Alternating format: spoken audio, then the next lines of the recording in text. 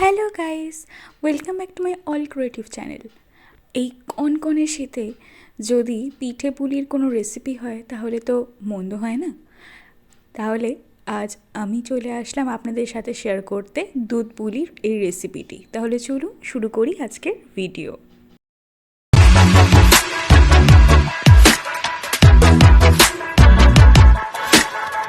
প্রথমেই একটা nonstick cookware আমি গ্যাসে বসিয়ে দিলাম। ননস্টিক কুকওয়্যারটা বেশ ভালো গরম হয়ে গেছে। তাতে দিয়ে দিচ্ছি মেন ইনগ্রিডিয়েন্ট নারকেল।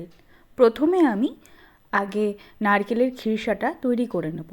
তার জন্য দিয়ে দিয়েছি নারকেল কোড়া। নারকেলের কোড়ার মধ্যে দিয়ে দিলাম খেজুর গুড়, পরিমাণ মতো খেজুর গুড় দিয়ে দিয়েছি। তারপর দিয়ে দিলাম 1/4 বাটি চিনি। শুধু খেজুর গুড় দিয়ে নারকেল কোড়া করলে হালকা হালকা তিতকুটে একটা ভাব চলে আসতে পারে, তাই জন্য মিষ্টিটা ব্যালেন্স করার জন্য দিয়ে দিয়েছি চিনি। খুব ভালো করে একটু মিশিয়ে নিতে হবে। এরপর দিয়ে দিলাম 2 গোটা এলাচ। এলাচটাকে আমি খুব ভালো করে থেতো করে দিয়ে দিয়েছি খিরসাতে। আস্তে আস্তে কিন্তু গুড় এবং চিনিটা গলতে শুরু করবে এবং ভালো করে নারকেলের সাথে আমি মিশিয়ে নেব। তারপর দিয়ে দিলাম 2 চামচ গুঁড়ো দুধ। গুঁড়ো দুধ দিলে কিন্তু খিরসাটা খুব সুন্দর একটা টেক্সচার আসবে এবং খেতেও কিন্তু খুব সুন্দর হবে। দেখুন ভালো করে গুড় এবং চিনিটা গলে গেছে, খিরসাটা আমার তৈরি হয়ে গেছে। এরপর একটা বাটিতে আমি তুলে নেব।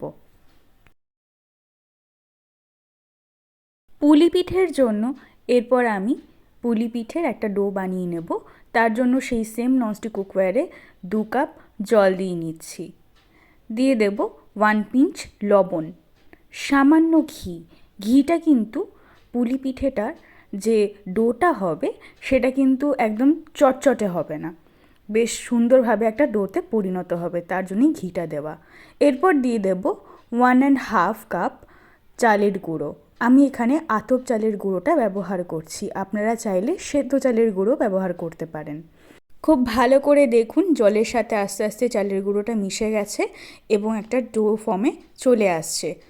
আমি কিন্তু একেবারে চালের গুঁড়োটা দিইনি, আমি অল্প অল্প করেই কিন্তু চালের গুঁড়োটা ব্যবহার করেছি।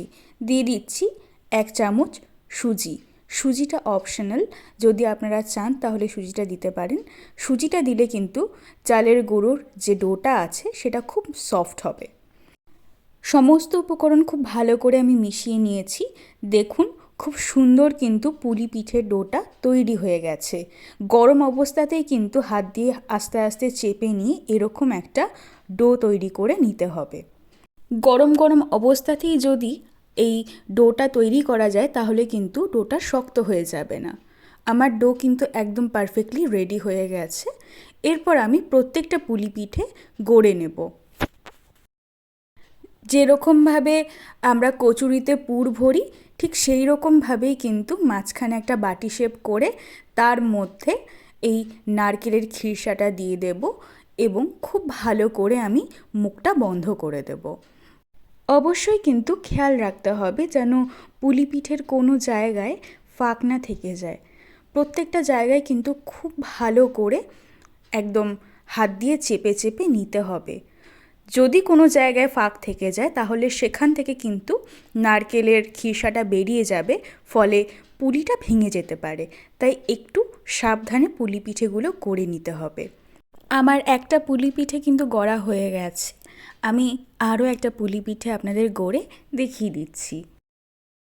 প্রত্যেকটা পুলি পিঠে কিন্তু আমি হাতেই গড়ে নিচ্ছি, আমি কিন্তু কোনো রকম পিঠে বানানোর ছাঁচ ব্যবহার করিনি। আপনারা চাইলে কিন্তু ছাঁচও ব্যবহার করতে পারেন। আমি হাতেই পিঠেগুলো বানিয়ে নিচ্ছি, তাতে আমার খুব সুবিধা হয়েছে। যেহেতু ছাঁচে পুলি পিঠে বানাতে গেলে অনেক সময় বেশি লাগে, তার জন্য আমি কিন্তু হাতেই বানিয়ে নিচ্ছি। দেখুন কত সুন্দরভাবে আমি পিঠেগুলো বানিয়ে নিয়েছি। কি দেখে মনে হচ্ছে তো একদম দোকানের মতন? ঠিক এই রকমই কিন্তু পিঠেগুলো বানিয়ে নিতে হবে। এরপর আমি দুধের একটা ভালো রস বানিয়ে নেব। তার জন্য আমি কড়াইতে 1.5 লিটার দুধ দিয়ে দিয়েছি। তাতে দিয়ে দিচ্ছি 1 কাপ মতো চিনি। আমি কিন্তু এটাতে গুঁড়ো ব্যবহার করব, তাই জন্য চিনির কোয়ান্টিটিটা একটু কম রেখেছি। এরপর দিয়ে দিচ্ছি 4 চামচ গুঁড়ো দুধ। গুঁড়ো দুধ দিলে কিন্তু দুধে একটা বেশ ক্রিমি টেক্সচার আসবে, যাতে কিন্তু দুধের যে রসটা সেটা খেতে ভীষণ সুস্বাদু হবে। আপনারা অবশ্যই কিন্তু গুঁড়ো দুধটা দেবেন। বেশ সুন্দর একটা ফ্লেভারের জন্য দিয়ে দিচ্ছি 2 এলাচ। সব কিছু খুব ভালো করে আমি জাল করে নেব। দুধটা খুব ভালোভাবে কিন্তু ফুটে গেছে। এরপর আমি পুলি পিঠেগুলো একটা একটা করে দুধের মধ্যে দিয়ে দেব।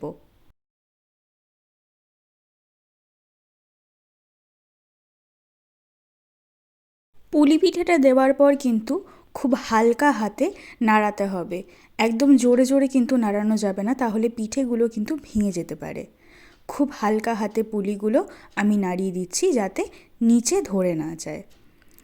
পুলিগুলো দেখুন আস্তে আস্তে কিন্তু সেদ্ধ হতে শুরু করেছে, আস্তে আস্তে উপরে কিন্তু ভেসে উঠছে। এটাই হচ্ছে উপায় বোঝার, যখন পুলি পিঠেগুলো একদম পারফেক্টলি সেদ্ধ হয়ে যাবে। দেখুন কত সুন্দরভাবে প্রত্যেকটা পুলি পিঠেগুলো ভেসে উঠেছে, একটাও কিন্তু পুলি পিঠে ভেঙে যায়নি। এরপর কিন্তু গ্যাসটা বন্ধ করে দিতে হবে। গ্যাস বন্ধ করে আমি গুড়গুলো দিয়ে দিচ্ছি। খেজুর গুড় বলেইছিলাম, খেজুর গুড় দেব। খেজুর গুড় দিলে কিন্তু একটা বেশ খুব সুন্দর একটা কালারও আসে, প্লাস খেতেও খুব ভালো হয়। অবশ্যই কিন্তু গ্যাসটা অফ করেই কিন্তু দিতে হবে, না হলে কিন্তু দুধটা কেটে যেতে পারে। খেজুর গুড়গুলো দিয়ে দেওয়ার পর হালকা হাতে খুন্তি দিয়ে আমি একটু নাড়িয়ে দিচ্ছি। এরপর ওপরে ঢাকা দিয়ে দেবো কিছুক্ষণের জন্য। দেখুন কত সুন্দর একটা কালার এসেছে, ঠিক এই রকমই কিন্তু একটা কালার আসবে, এবং গুড়টাও খুব ভালোভাবে গলে গেছে। আমার পুলি পিঠে কিন্তু একদম রেডি। দেখে বেশ লোভনীয় লাগছে, তাই না? শীতকালের এই পৌষ সংক্রান্তির দিনে কিন্তু পিঠে পুলি খেতে দারুণ মজা লাগে। তাহলে কেমন লাগলো আজকের রেসিপিটি জানাতে কিন্তু একদম ভুলবেন না। এই রেসিপিটি ট্রাই করার জন্য অনুরোধ রইল। ভিডিওটি ভালো লাগলে ভিডিওতে লাইক দিতে একদম ভুলবেন না। চ্যানেলে নতুন হলে চ্যানেলটি সাবস্ক্রাইব করার অনুরোধ রইল। Thanks for watching.